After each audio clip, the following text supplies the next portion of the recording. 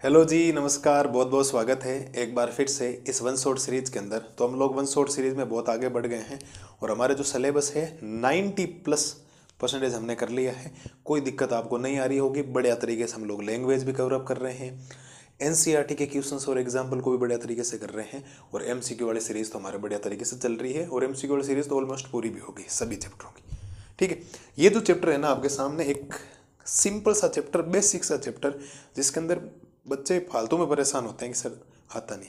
एकदम सिंपल है। जैसे 11वां था वर्तों से संबंधित क्षेत्रफल, वैसे ही 12वां है पृष्ठीय क्षेत्रफल और आयतन। ठीक है, इसके अंदर मैं चाहूँ तो एक लेक्चर के अंदर काम कर दूं, लेकिन हम लोग इसमें 2 लेक्चर करेंगे। पहले मैं कुछ बेसिक बातें बताऊंगा, फिर हम लोग चलेंगे। कल की जो हमारी क्लास होगी ना इसकी, वो इंपॉर्टेंट है क्योंकि उसमें हम लोग इस सिलेबस के अकॉर्डिंग पढ़ेंगे। घन, घना, बेलन, शंकु, गोला, अर्धगोला, उसके बारे में जितनी बातें हो सकती है ना, उनको बढ़िया तरीके से क्या करेंगे, हम लोग कवर अप करेंगे। आज की हमारी क्लास है त्रिभुजों के क्षेत्रफल और चतुर्भुजों के क्षेत्रफल। बेसिक चीजें नहीं पढ़ाऊं तो भी काम चल सकता है, लेकिन जब चैप्टर के अंदर बात आई गई है तो हम लोग पढ़ने में क्या दिक्कत है, कोई समस्या नहीं आएगी। तो त्रिभुजों के क्षेत्रफल में 4 त्रिभुज हम लोग पढ़ेंगे: विषमबाहु, समबाहु, समद्विबाहु और समकोण त्रिभुज। चतुर्भुजों में वर्ग, आयत, समांतर चतुर्भुज, सम चतुर्भुज और समलंब चतुर्भुज। 5 और 4 9 के सूत्र याद होने चाहिए आपको। इसमें सूत्र याद करने कोई नई चीजें है नहीं। तो शुरुआत करते हैं पृष्ठीय क्षेत्रफल और आयतन। हाँ, ये जरूर है आपको अक्सर क्षेत्रफल और आयतन, ये पृष्ठीय होता है, एक संपूर्ण पृष्ठीय भी होता है, उनके बारे में वो मैं आपको कल की क्लास बताऊंगा जब हम लोग घन, घना, बेलन पढ़ेंगे ना, उससे पहले पहले। आयतन उन्हीं वस्तुओं का होता है, ध्यान रखना, जो त्रिविमीय होती है, जिसके अंदर ऊंचाई होती है। 2 विमा वालों को द्विविमीय बोला जाता है, 3 वालों को त्रिविमीय बोला जाता है। इस बात को ध्यान रखिएगा। ठीक है, तो हमारी जो अभी की हेडिंग रहने वाली है ना, सबसे पहले वो हेडिंग रहेगी त्रिभुजों के क्षेत्रफल। त्रिभुजों के क्षेत्रफल,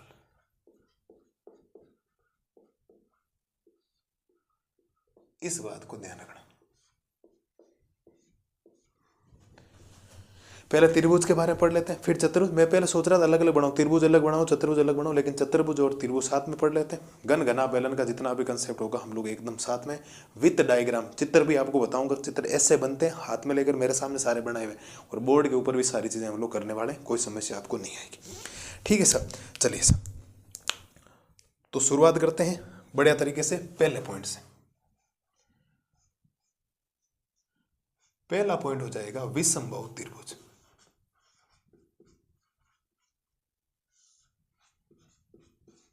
कौन सा त्रिभुज हो जाएगा साहब आपके?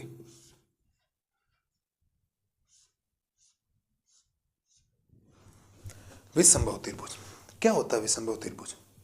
विषमबाहु त्रिभुज का मतलब सीधा सिंपल सा, ऐसा त्रिभुज जिसकी तीनों भुजाएं अलग अलग हो, है ना। परिभाषा वगैरह हम लोग कोशिश करेंगे, कोई समस्या नहीं, सारी चीजें हम लोग पढ़ें। हम लोग लिखेंगे ऐसा त्रिभुज,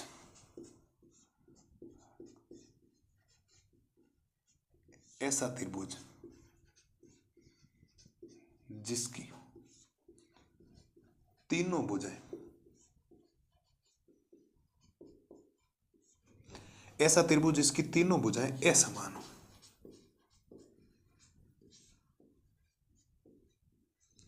ऐसा त्रिभुज जिसकी तीनों भुजाएं क्या हो आपकी? असमान हो। इस बात को ध्यान रखना। कैसा सर? ये आपके सामने एक त्रिभुज है, ये इसकी ए भुजा, बी भुजा और सी भुजा। ये इसका कोण हो जाएगा कोण ए, कोण बी और कोण सी। हमेशा आप लोग ध्यान रखिएगा, एक चीज फिक्स होती है मैथमेटिक्स में। क्या फिक्स होती है? कोण ए के जस्ट सामने वाली भुजा जो होगी वो स्मॉल ए होगी, कोण बी के सामने वाली भुजा स्मॉल सी, और सी के सामने वाली स्मॉल सी। मैं इसको सी थोड़ा सा बड़ा लिखता हूं ताकि हमें समझ में आ जाए कि सी कैसा होता है। ऐसा सी। ठीक है, ये हो गया हमारे पास। ये त्रिभुज है जिसकी तीनों भुजाएं अलग अलग, ध्यान रखना। ये वाली भुजा, ये वाली भुजा और ये वाली भुजा, तीनों भुजाएं अलग अलग। विषमबाहु त्रिभुज का मतलब कोई भी भुजा बराबर नहीं। ये 3 सेंटीमीटर, ये 2 सेंटीमीटर, ये 4 सेंटीमीटर, तब जाकर ये क्या होगा? विषमबाहु त्रिभुज। अब इसके अंदर कुछ सूत्र आएंगे जो आपको ध्यान रखना है। एक परिमाप होता है। परिमाप का मतलब क्या होता है? परिमाप का मतलब होता है उसकी बाउंड्री के चारों ओर घूमना। परिमाप का मतलब क्या होता है? चारों तरफ घूमना। इस बात को ध्यान रखना। ठीक है, तो ध्यान से सुनिएगा साहब आप लोग। ठीक है, ध्यान से अगर हम लोग सुनेंगे तो हमारे पास में यहां से आ जाएगा पहला सूत्र इसके अंदर, विषमबाहु क्या हो जाएगा, विसंभव त्रिभुज का परिमाप, विसंभव त्रिभुज का परिमाप। ठीक है, सेकेंड पॉइंट,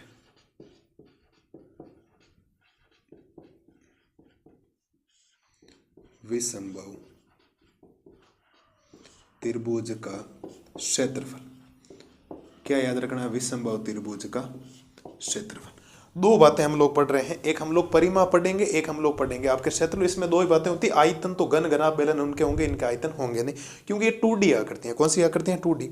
तो परिमाप का मतलब तो चारों ओर बाउंड्री में घूमना, चारों तरफ घूमोगे तो इसका परिमाप हो जाएगा a प्लस बी प्लस सी। परिमाप तो हो गया a प्लस बी प्लस सी। इसका जो क्षेत्रफल होगा वो होगा आपके अंडर रूट ऑफ, क्षेत्रफल हो जाएगा under root of S minus A, S minus B, और फिर हो जाएगा एस माइनस सी।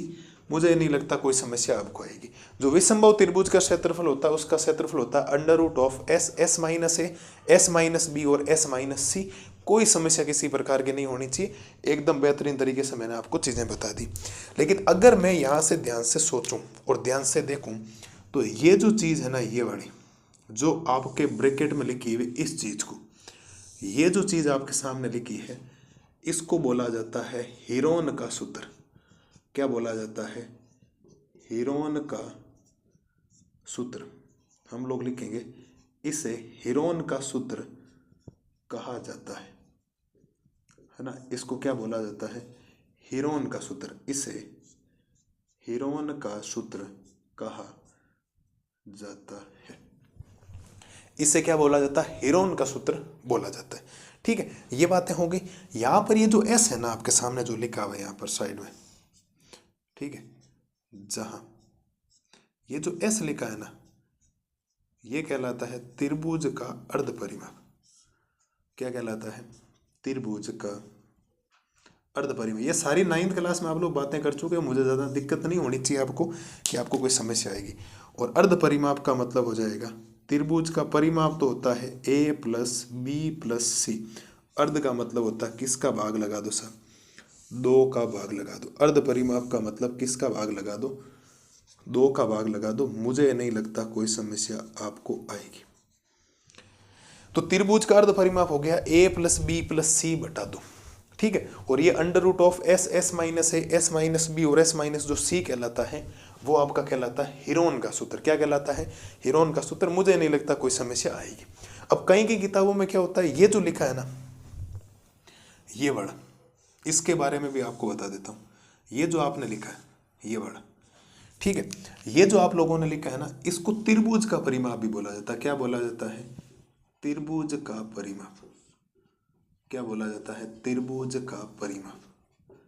इस बात को ध्यान रखना। कोई पूछ ले त्रिभुज का परिमाप क्या होता है, a प्लस बी प्लस सी। त्रिभुज का अर्ध परिमाप क्या होता है, a plus B plus C बटा 2। त्रिभुज का क्षेत्रफल यानी विसंभव त्रिभुज का क्षेत्रफल तो under root of S minus A, S minus b, s minus c. और जो under root of S minus A, S minus B और एस माइनस जो सी लिखा गया है उसको 9th क्लास के अंदर हीरोन का सूत्र भी बोला जाता है। इस बात को ध्यान रखना, क्योंकि समबाहु त्रिभुज और विसंभव त्रिभुज और समकोण त्रिभुज के सूत्र तो होते हैं, बट विसंभव त्रिभुज में सारी भुजाएं अलग अलग होती है। तो हीरोन ने एक ऐसा सूत्र बना दिया, चाहे आपका विसंभव त्रिभुज है, चाहे आपका समबाहु त्रिभुज है, चाहे आपका समद्विबाहु त्रिभुज। आप लोग अगर इसके अंदर सूत्र में वैल्यू रखते हो, ABC आपकी भुजाएं हैं, यार एस हम लोग तीनों भुजाओं को जोड़कर अगर 2 का भाग लगाएंगे तो अर्ध परिमाप आ जाएगा। तो ये सूत्र सबके क्या दे देता है, आपके उत्तर दे देता है। मुझे नहीं लगता कि विसंभव त्रिभुज में आज के बाद आपको कोई समस्या आएगी कि इसका परिमाप हमें बतानी। परिमाप का एक ही मतलब होता है चारों भुजाओं को घूमना। जिस पॉइंट से शुरुआत कर रहे हो वहां से चलकर टोटल दूरी चारों तरफ चलनी, ये परिमाप होता है। क्षेत्रफल, पृष्ठीय क्षेत्रफल, संपूर्ण पृष्ठीय क्षेत्रफल, आयतन क्या होता है, वो सारी की सारी बातें हम लोग कल की क्लास में आपके घन घनाभ बेलन आयतन की उनकी बात करेंगे, तो वहाँ सारी चीज़ें आपके लिए क्या हो जाएगी, क्लियर हो जाएगी। मुझे नहीं लगता कोई समस्या आपको किसी प्रकार की आएगी। इस स्लाइड के अंदर एक क्षेत्रफल तो हम लोग और पढ़ लेते हैं, वो है आपका समद्विबाहु त्रिभुज। फिर हम लोग समबाहु और क्या पढ़ लेंगे, समकोण के पढ़ लेंगे, और त्रिभुजों के क्षेत्रफल आपके लिए क्या हो जाएंगे, क्लियर। एक बार यहाँ तक आप लोग देखिए बढ़िया तरीके से, ठीक है। यहां तक मेरे को नहीं लगता कोई समस्या आपको आएगी। अब हम लोग पढ़ लेते हैं एक त्रिभुज के बारे में और दूसरा त्रिभुज हमारे पास हो जाएगा समद्विबाहु त्रिभुज। कौन सा त्रिभुज साहब, समद्विबाहु त्रिभुज। अब समद्विबाहु त्रिभुज का मतलब होता है जिसकी कितनी भुजाएं बराबर हो, दो भुजाएं। कितनी भुजाएं बराबर हो, दो भुजाएं। तो हम लोग लिखेंगे ऐसा त्रिभुज,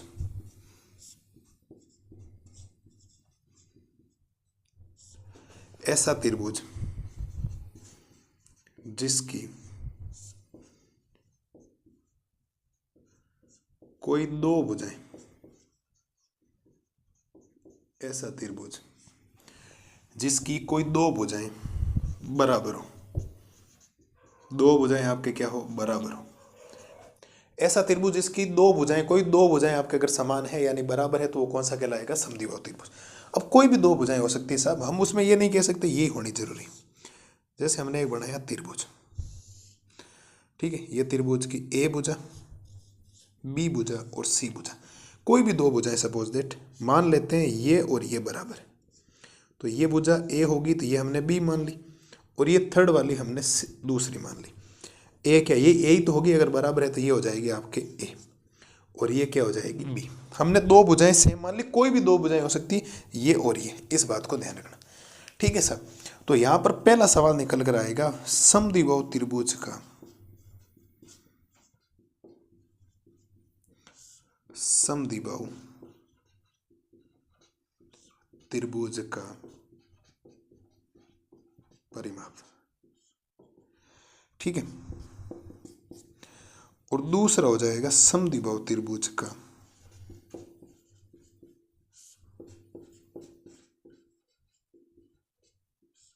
समद्विबाहु त्रिभुज का क्षेत्रफल।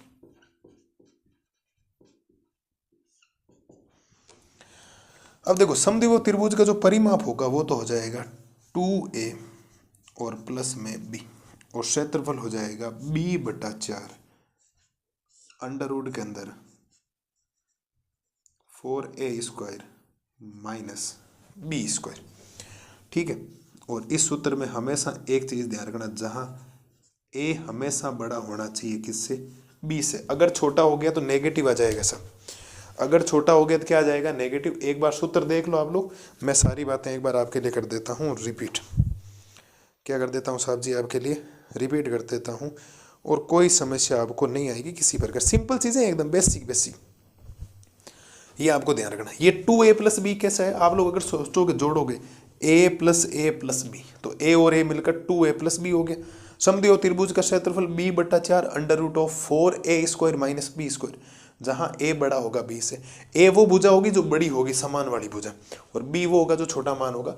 ये दो तो आपको याद रखना है, अभी दो हम लोग और पढ़ते हैं, ठीक है। तो कोई ज़्यादा समस्या है नहीं, सिंपल सिंपल सी चीज़ें हैं, आप लोगों की सारी 9th में 8th में पढ़ी हुई है, उनको एक बार क्या करता हूँ रिपीट कर देता हूँ, क्योंकि ये चीज़ें काम तो नहीं आती, लेकिन जब हम लोग क्षेत्रफल वगैरह पढ़ते हैं ना, तो इनके बारे में जानकारी बहुत रखना जरूरी है। हम लोग अगर जानकारी नहीं रखते, केवल अकॉर्डिंग टू सिलेबस चलते हैं, गन गना बेलन, तो मतलब नहीं रहता उसका, ठीक है। तो ये सूत्र आपको किसी भी हालत में क्या होने चाहिए याद। मैं जितनी भी बातें 2 क्लासों के अंदर लिखूंगा, चाहे इस क्लास में चाहे उस क्लास में, मैं पूरा समझा के आपको लिख दूंगा, प्लस बाद में एक ही वर्ड रहेगा, इनको याद करना है, इनको रट्टा मारना, सीधा सिंपल सा वर्ड है। कोई इसमें नई गणित नहीं है, नया कोई जादू नहीं है कि मैं आपके सामने कोई ऐसी चीज़ें रख दूं कि आपको याद हो जाए। बाकी मैं बोल सकता हूं कि ये इसके सूत्र होते हैं, आपको किसी भी हालत में क्या होने चाहिए, सूत्र याद होने चाहिए। ये आप लोग बढ़िया तरीके से स्क्रीनशॉट वगैरह ले लो। फिर हम लोग अगली स्लाइड में समबाहु त्रिभुज और समकोण त्रिभुज के बारे में पढ़ लेते हैं, और फिर हमारी क्लास हो जाएगी, इसके त्रिभुजों के क्षेत्रफल हो जाएंगे पूरे, और फिर हम लोग पढ़ेंगे चतुर्भुजों के क्षेत्रफल। करो साहब जल्दी करो फटाफट, कोई दिक्कत नहीं आएगी, किसी प्रकार की गारंटी है मेरी, है ना। मैं चाहता तो उस क्लास में ख़त्म कर दूं आपके लिए, लेकिन कोई मतलब है नहीं उस चीज़ को करने का। हम लोग सारी चीज़ें कम से कम बेसिक जो शुरू किए उसको बढ़िया तरीके से करें, इसके बाद ऐसा नहीं लगे कि आपको सूत्र सारी चीज़ें आती नहीं, ठीक है। तो बढ़िया तरीके से ये करो। अगली स्लाइड में हम लोग करते हैं समबाहु और समकोण त्रिभुज के क्षेत्रफल। अब देखो हम लोग पढ़ते हैं आपके तीसरे नंबर समबाहु त्रिभुज। किसको पढ़ते हैं, समबाहु त्रिभुज। और ये सिंपल सी चीज़ आपको बताओ तो अक्सर आप लोगों ने इसके बारे में सुना होगा। तीसरी हेडिंग हो जाएगी हमारे समबाहु त्रिभुज। और समबाहु त्रिभुज तो सबको पता है, ऐसा त्रिभुज जिसकी तीनों की तीनों भुजाएं एक जैसी होनी चाहिए, तीनों की तीनों भुजाएं क्या हो जाए, बराबर हो जाए। आप लिखोगे ऐसा त्रिभुज, क्या लिखोगे, ऐसा त्रिभुज जिसकी, ऐसा त्रिभुज जिसकी तीनों भुजाएं ऐसा त्रिभुज जिसकी तीनों भुजाएं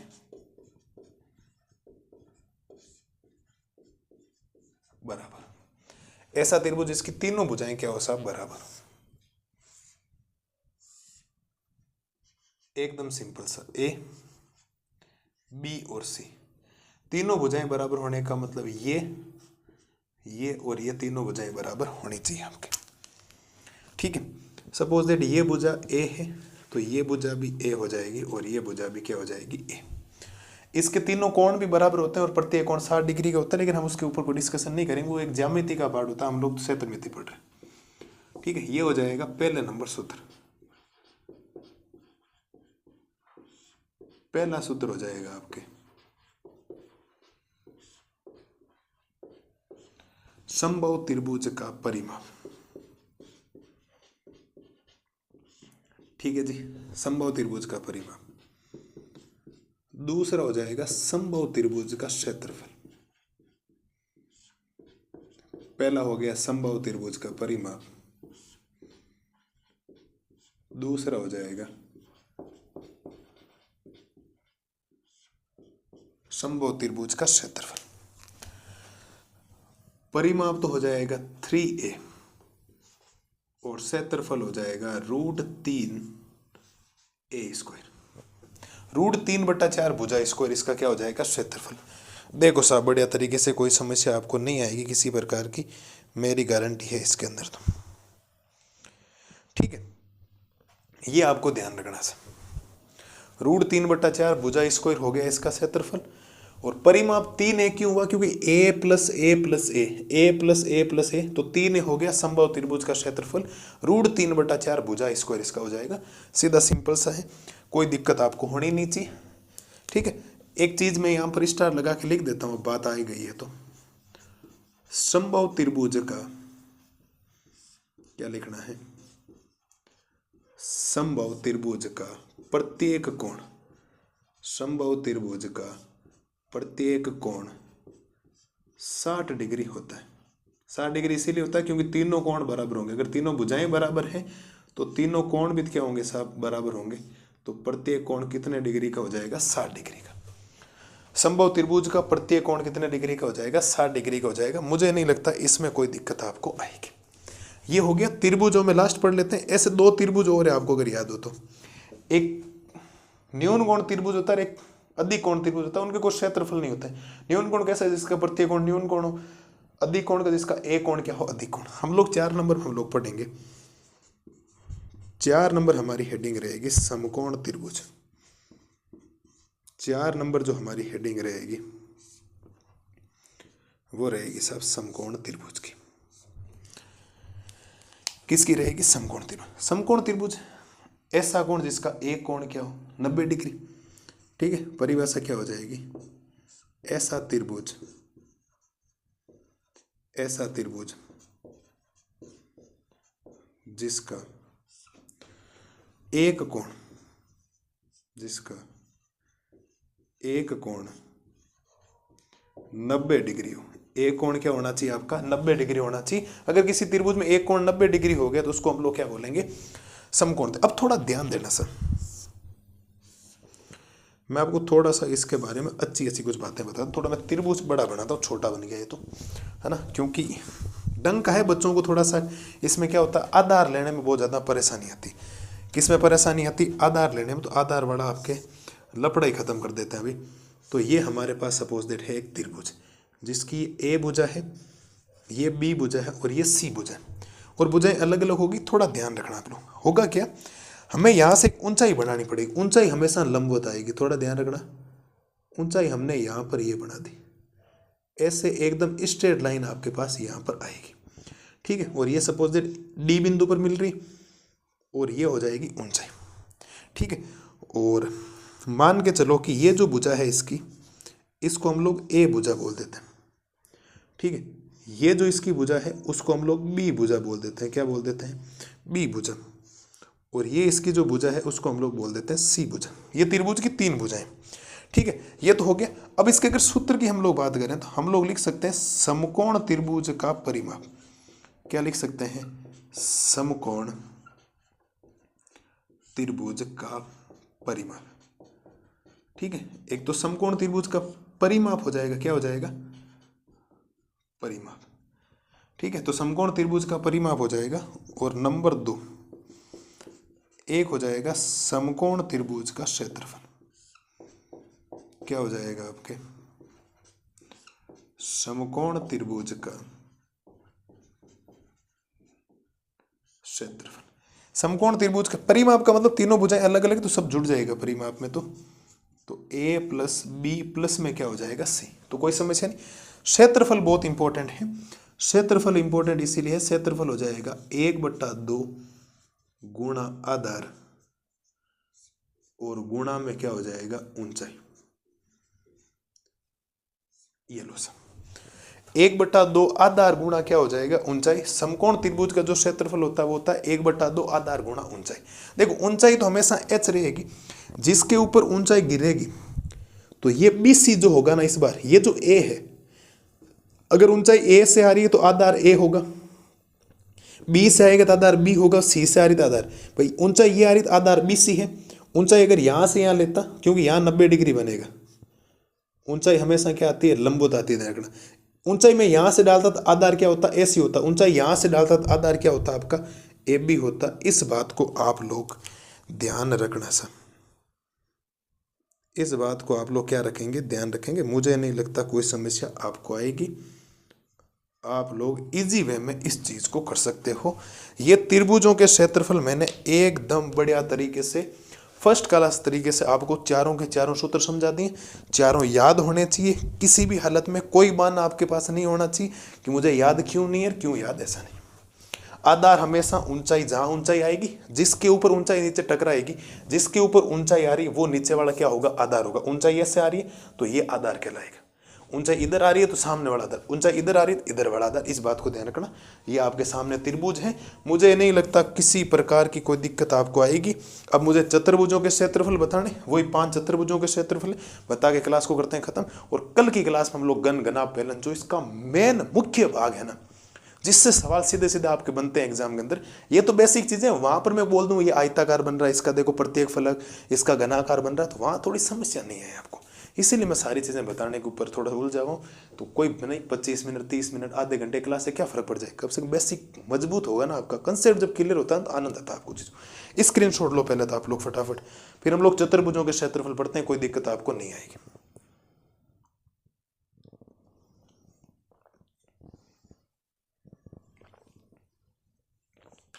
करो साहब करो, ठीक है। तो उम्मीद है कोई समस्या है नहीं। सिंपल सिंपल से सूत्र हैं जो आपको सीधे सीधे क्या रखने हैं, याद रखने हैं। काम आपका इजी वे में हो जाएगा सर, ठीक है। तो बढ़िया तरीके से ये करो। अगली स्लाइड हम लोग करते हैं चतुर्भुजों के क्षेत्रफल। अब देखो हम लोग पढ़ते हैं आपके चतुर्भुजों के क्षेत्र, त्रिभुजों के क्षेत्रफल हम लोगों ने पढ़ लिए। अब हमारी बारी है चतुर्भुजों के क्षेत्रफल। तो 5 चतुर्भुजों के क्षेत्रफल होते हैं। बढ़िया तरीके से एक एक चीज अभी हम लोग कवर कर लेंगे, ठीक है। तो हेडिंग हमारी रहेगी चतुर्भुजों के, क्या रहेगी हमारी हेडिंग, चतुर्भुजों के क्षेत्रफल।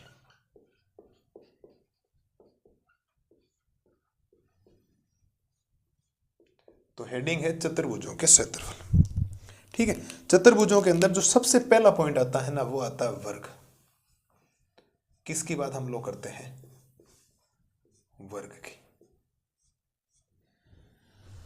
वर्ग की परिभाषा सबको पता है। वैसे मैंने 7वें चैप्टर के अंदर सारी बातें लिखवाई, लेकिन रिपीट हम लोग कर लेते हैं, कोई समस्या नहीं, ठीक है। आप लोग लिखोगे ऐसा चतुर्भुज, क्या लिखोगे, ऐसा चतुर्भुज जिसकी चारों भुजाएं बराबर हो। ऐसा चतुर्भुज जिसकी चारों भुजाएं बराबर हो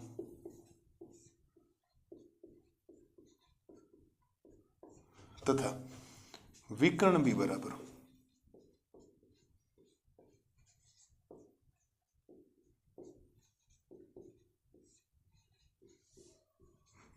ऐसा चतुर्भुज जिसकी चारों भुजाएं भी बराबर होनी चाहिए, विकर्ण भी बराबर होना चाहिए। ऐसा क्यों है, क्योंकि अभी हम लोग इसी स्लाइड के अंदर एक सम चतुर्भुज पढ़ेंगे। सम चतुर्भुज वर्ग के जैसा ही है, जिसकी चारों भुजाएं तो बराबर होती है लेकिन वहां विकर्ण बराबर नहीं होते।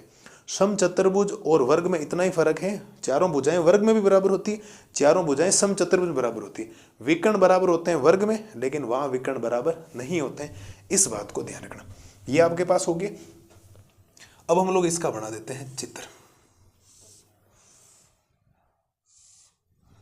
क्या बनाते हैं? चित्र थोड़े से बड़े बनाते हैं ताकि हर चीज आपको बढ़िया तरीके से समझ में भी आए। ठीक है, समझने का प्रयास करना, सब कोई दिक्कत नहीं आएगी किसी प्रकार की।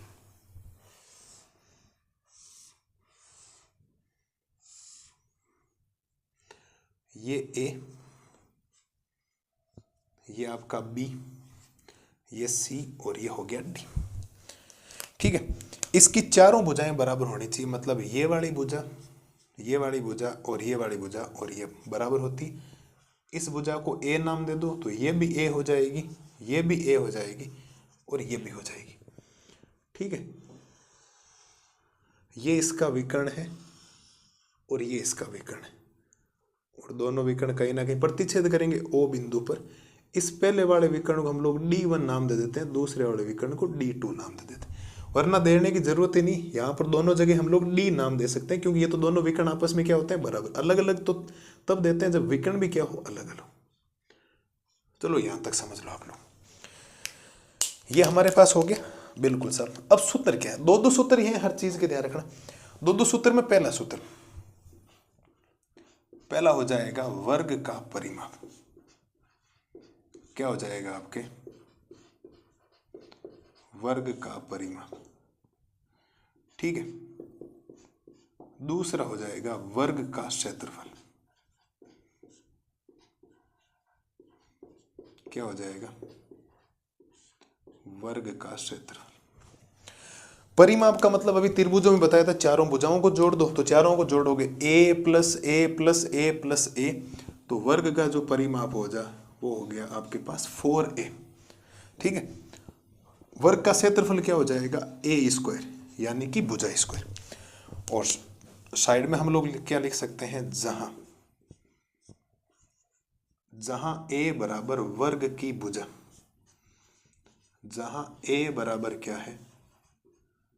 वर्ग की भुजा। इस बात को ध्यान रखना आप लोग। जहां a बराबर क्या है? वर्ग की क्या कहलाएगी? आपके भुजा कहलाएगी। मेरे हिसाब से याद हो जाना चाहिए। परिमाप 4 गुणा भुजा, क्षेत्रफल भुजा स्क्वायर यानी ए स्क्वायर। इस बात को ध्यान रखना। भुजा गुणा भुजा, ए गुणा ए, खूब सारे ऐसे सूत्र भी होते हैं। इतना ज्यादा डीप में सोचने की जरूरत आपको रहेगी नहीं। इसके अंदर 2 नंबर सूत्र, 2 नंबर हो जाएगा समचतुर्भुज। 2 नंबर में हम लोग क्या पढ़ेंगे? इसका समचतुर्भुज। समचतुर्भुज क्या हो जाएगा? ऐसा चतुर्भुज। क्या लिखेंगे? ऐसा चतुर्भुज जिसकी, ऐसा चतुर्भुज जिसकी चारों भुजाएं, चारों भुजाएं ऐसा चतुर्भुज जिसकी चारों भुजाएं बराबर हो लेकिन विकर्ण बराबर नहीं हो।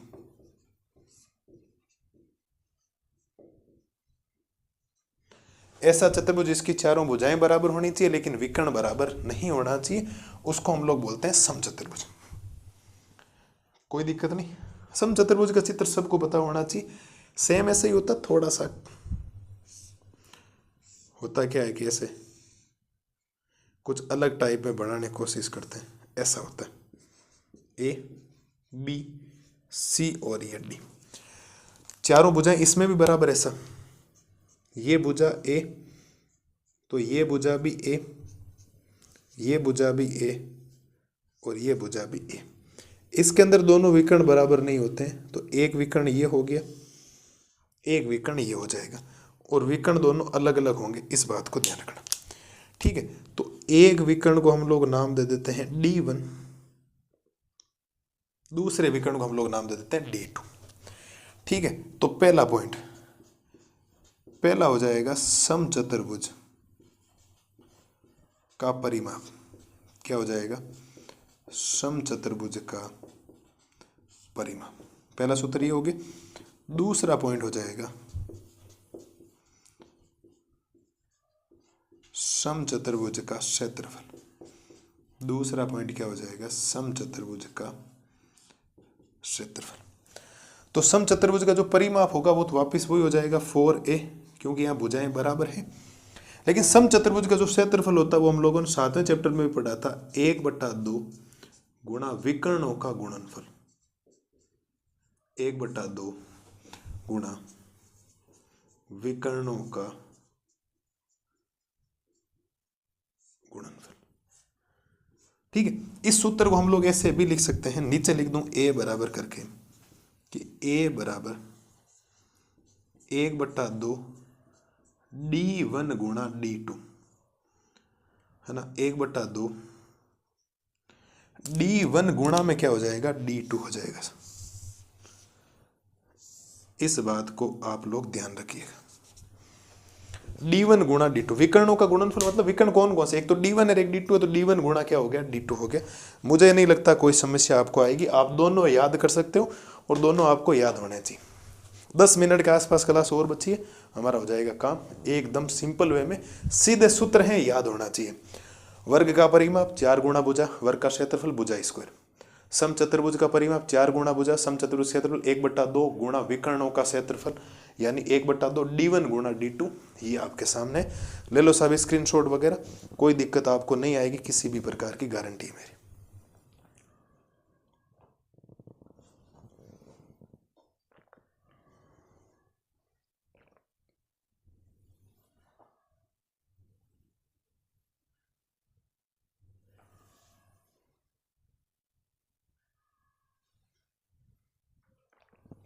ले लो स्क्रीनशॉट वगैरह ले लो। फिर हम लोग आयत और समांतर चतुर्भुज पढ़ते हैं। जैसे वर्ग और समचतुर्भुज होते हैं वैसे ही आयत और समांतर चतुर्भुज है। फिर एक चीज बचेगी, कौन सी, वो है समलंब चतुर्भुज। वो वैसे भी पूरा अलग ही चलता है, उसमें ज्यादा दिक्कत आपको आएगी नहीं। तो 2 स्लाइड का काम और बचा हुआ है और क्लास को करते हैं खत्म। फटाफट करिए सब, ठीक है। एक क्या है, समचतुर्भुज की भुजा लिख देना चाहो तो, और d1 गुणा d2 क्या, दोनों विकर्ण है। मैंने सामने सारे चित्र के अंदर दर्शा रखे, ठीक है। तो उम्मीद है जो चतुर्भुज को क्षेत्रफल में वर्ग और समचतुर्भुज आपको समझाए बढ़िया तरीके से क्या हो गया होगा आपके क्लियर। अगली स्लाइड में हम लोग करते हैं आपके आयत और समांतर चतुर्भुज के क्षेत्रफल। अब देखो हम लोग पढ़ते हैं आपके आयत और समांतर चतुर्भुज। किसको पढ़ते हैं, आयत और समांतर चतुर्भुज। तो हमारी जो 3 नंबर हेडिंग रहेगी वो रहेगी आपके आयत के बारे में। किसके बारे में रहेगी, आयत के बारे में। और आयत के बारे में सबको परिभाषा पता होनी चाहिए। आप लिखोगे ऐसा चतुर्भुज,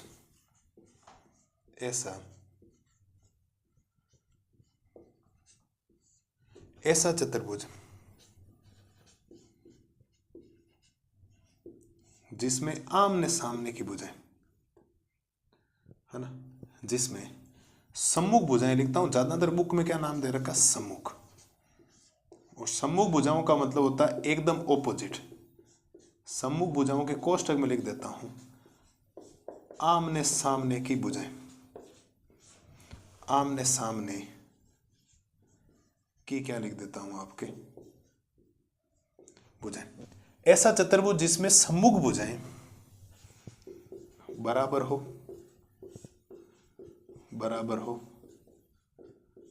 तथा विकर्ण भी बराबर हो।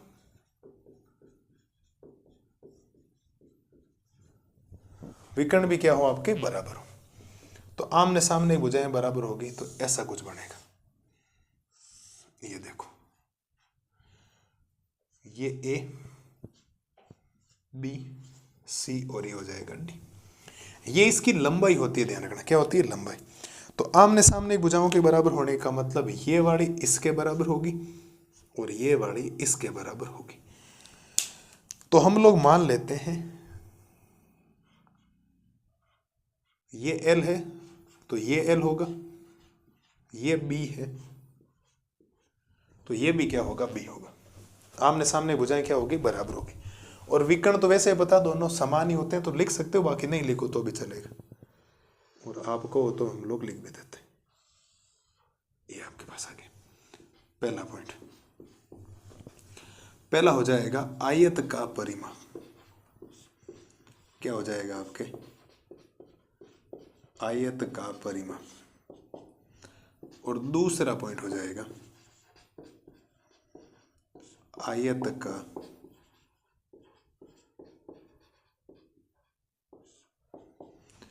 एक हो जाएगा आयत का परिमाप, एक हो जाएगा क्षेत्रफल।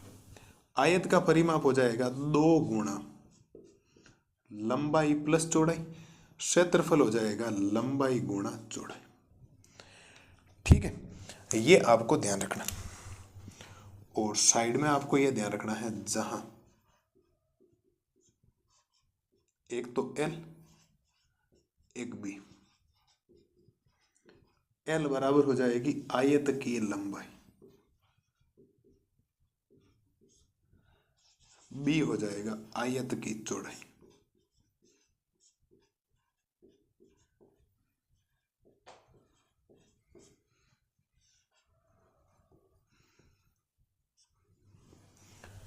आयत का परिमाप 2 गुणा लंबाई प्लस चौड़ाई और आयत का क्षेत्रफल लंबाई गुणा चौड़ाई। ये आपको याद रखना है। मतलब क्या रखना है, याद रखना है। मुझे नहीं लगता कोई समस्या आपको आएगी किसी भी प्रकार की। ठीक है जी। नंबर 4, नंबर 4 हो जाएगा समांतर चतुर्भुज।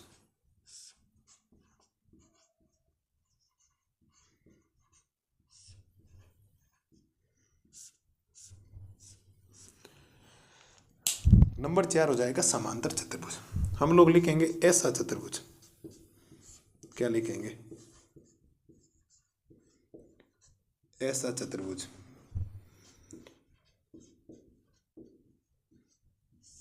जिसकी सम्मुख भुजाएं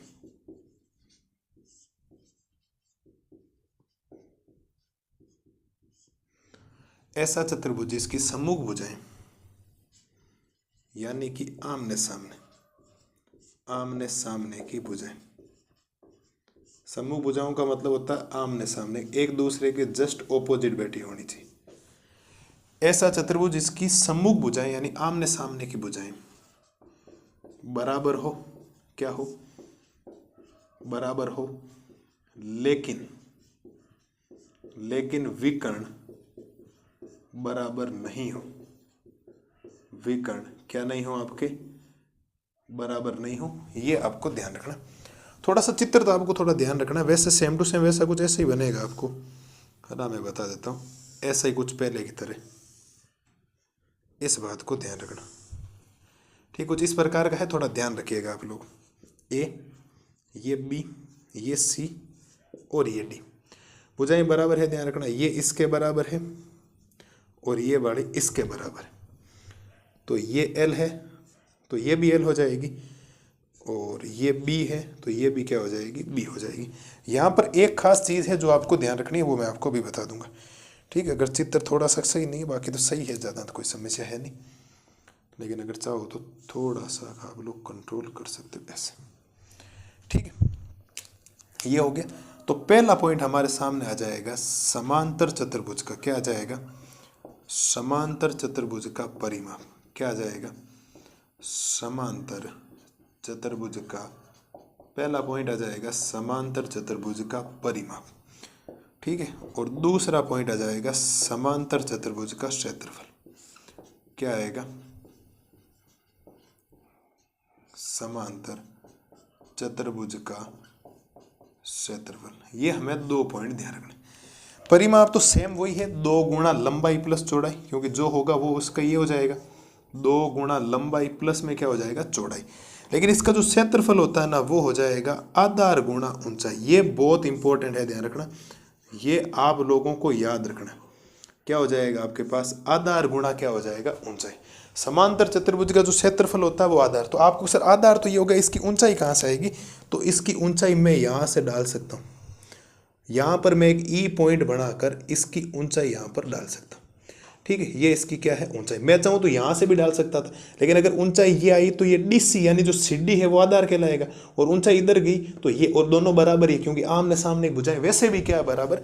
तो जो ऊपर एफ बी होगा वही आपका नीचे क्या होगा सी डी। तो समांतर चतुर्भुज का क्षेत्रफल होता है आधार गुणा ऊंचाई, और परिमाप तो 2 गुणा लंबाई प्लस क्या होता है चौड़ाई। मुझे नहीं लगता कोई समस्या यहाँ तक है आपको किसी भी प्रकार की। ले लो साहब स्क्रीनशॉट वगैरह लो फटाफट। सूत्र है बेसिक, दो जो क्लास से होने वाली इस चैप्टर की पृष्ठीय क्षेत्रफल एवं आयतन की क्वेश्चंस हम लोग कर चुके हैं। कोई समस्या आपको आएगी नहीं किसी प्रकार की। बताइए सर, क्वेश्चंस तो आपके हो ही जाएंगे, सूत्र याद हो गए तो क्वेश्चंस तो आप लोग फटाफट कर लोगे, कोई दिक्कत भी नहीं आती किसी प्रकार की। स्क्रीनशॉट लो पहले तो फटाफट।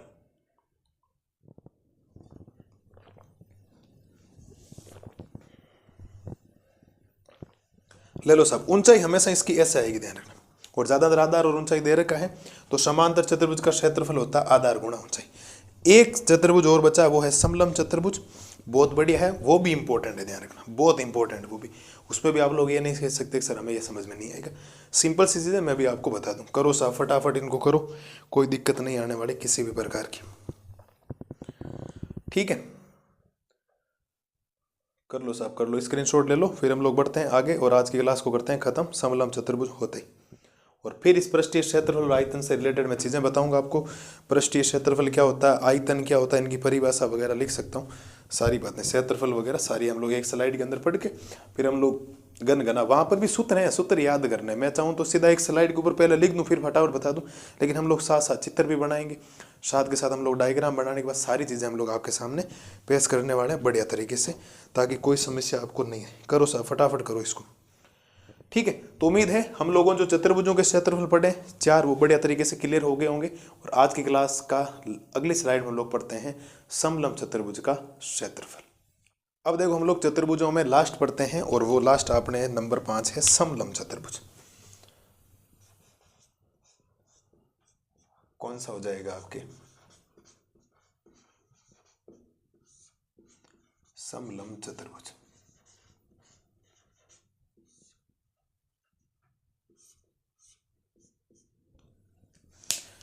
परिभाषा है सिंपल सी, बट इतनी काम कितनी हम लोग लिख देते हैं। हम लोग लिखेंगे ऐसा चतुर्भुज,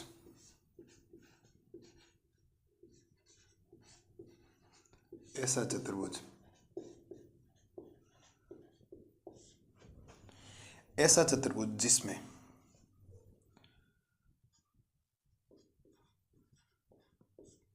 कोई दो भुजाएं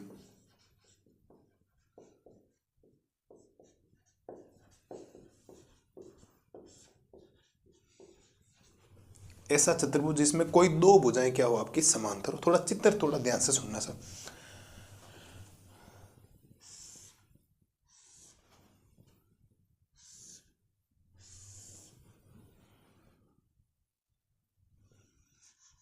ये ए बी सी और डी, और दो भुजाएं समांतर है, देख लो ये वाली भुजा इसके समांतर, क्योंकि ये तो प्रतिच्छेद कर जाए, कोई ना कोई दो भुजाएं समांतर होगी। अब इसमें जो दो भुजाएं समांतर हुई है ना, उसमें से इस ए को तो हमें मानना पड़ेगा ए, हमेशा क्या होगी ए, और दूसरी वाली ये भुजा क्या हो जाएगी बी। इसका परिमाप वगैरह तो नहीं होता, केवल क्षेत्रफल होता है। ये हो गया, और यहां से इसकी ऊंचाई आएगी सर, यहां से इसकी ऊंचाई आएगी, इसको हम लोग ई पॉइंट बोले, क्या बोलेंगे ई। ये 90 डिग्री बना और ये हो गया एच। ये ऐसा कुछ चित्र होता है, इस बात को ध्यान रखना, ठीक है सर। ऊंचाई ये भी हो सकती है, हमने एक बना दी कोई दिक्कत नहीं, ठीक है। एक सूत्र होता है इसका ओनली फॉर, वो हो जाएगा समलंब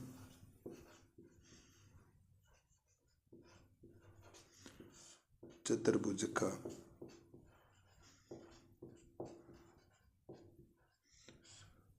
क्षेत्रफल। समलंब चतुर्भुज का क्षेत्रफल साहब क्या हो जाएगा, ध्यान देना आप लोग, 1/2 गुणा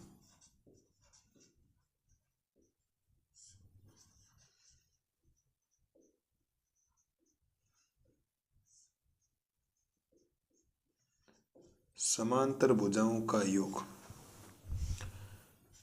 और गुणा में हो जाएगा ऊंचाई। 1/2 गुणा समांतर भुजाओं का योग गुणा ऊंचाई, क्षेत्रफल क्या बनेगा वो ध्यान देना आप लोग। ए बराबर 1/2 गुणा समांतर भुजाएं कौन कौन है, ए और बी, इनका योग मतलब ए प्लस बी गुणा ऊंचाई क्या हो जाएगी एच। ऊंचाई क्या हो जाएगी साहब आपकी एच हो जाएगी। ये काम हम लोगों ने कर दिया कंप्लीट। ये लो सर, ये हम लोगों ने एक लेक्चर ऐसा बना दिया जो बच्चों को नहीं होता, मैं सीधा अगर उसके ऊपर आता तो कोई मतलब ही नहीं रहता। कल हम लोग आपके इसके मेन पार्ट की तरफ चलेंगे जिसका नाम होगा घन, घना, बेलन, शंकु, आयतन वगैरह जितनी चीजें हो सकती है ना, उनको इतना बेहतरीन तरीके से हम लोग करेंगे जिसकी कोई हद नहीं। इतना बेहतरीन तरीके से, चाहे उसमें आधा घंटा लगे, 1 घंटा लगे, चाहे 2 घंटे लगे, लेकिन उस लेक्चर में खूब सारे बच्चों को पता ही नहीं होता वक्र पृष्ठीय क्या होता है, संपूर्ण पृष्ठीय कैसे बात करते हैं। हम लोग सारी बातें इतने बेहतरीन तरीके से करने वाले हैं आपके सामने लाजवाब तरीके से। चित्र मैं बनाऊंगा बोर्ड के ऊपर, चित्र बनने में दिखाऊंगा और आपको शानदार तरीके से लेक्चर होने वाला। ये बेसिक चीज़ें हैं, आप लोग इनको याद रखें। 10वीं क्लास में इतना नहीं हो सकता ये कोई काम आए, लेकिन आने में आ सकते हैं। मेहनत मेरा काम किया, क्योंकि मैं जब चीज़ें शुरू करता हूँ तो मैं बेसिक पढ़ाता हूँ। जैसे त्रिभुज मैंने 1 शॉट पढ़ाया था, त्रिभुज में ऐसा नहीं किया कि त्रिभुज की इससे लाल की बात में 9th की भी बातें बताई, क्योंकि मेरा थोड़ा सा रवैया वो रह गया कि चीज़ें हम लोग जब लेके चलते हैं ना तो कंप्लीट ही लेके चलते हैं। ये सब आपके सामने है पूरे चतुर्भुज और त्रिभुजों के क्षेत्रफल। किसके क्षेत्रफल है, चतुर्भुज और त्रिभुजों के क्षेत्रफल है, जो आपको क्या रखना है, ध्यान रखना है। मुझे नहीं लगता कोई समस्या आपको आएगी, किसी भी प्रकार की कोई समस्या नहीं आएगी, ये मेरी गारंटी, ये पक्का वादा है मेरा आप लोगों से। आप लोग बेहतरीन तरीके से एक एक चीज़ को कर सकते हो, कोई समस्या किसी प्रकार की नहीं आने वाली आपको।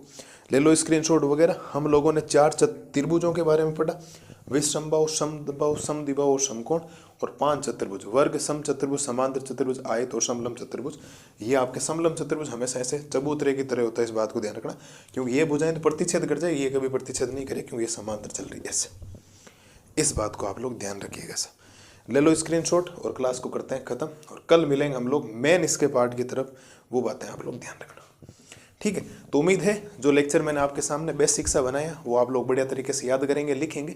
याद करना बहुत जरूरी, क्योंकि मैं कल जो चीज़ें बताऊं बीच में, घनाभ में आयताकार भाग बनेगा, घन में वर्गाकार बनेगा, फिर उसके परिमाप पूछ लेते हैं, फिर बच्चे सोचते हैं उसका क्या होता है। इसकी वजह मैंने पहले सारी बातें बता दी, कम हम लोग बेहतरीन तरीके से आपके सामने एक एक चीज़ में रखने वाला हूँ शानदार तरीके से। मस्त रही, स्वस्थ रही और बढ़िया तरीके से रिविजन करते रही। जय हिंद, जय भारत।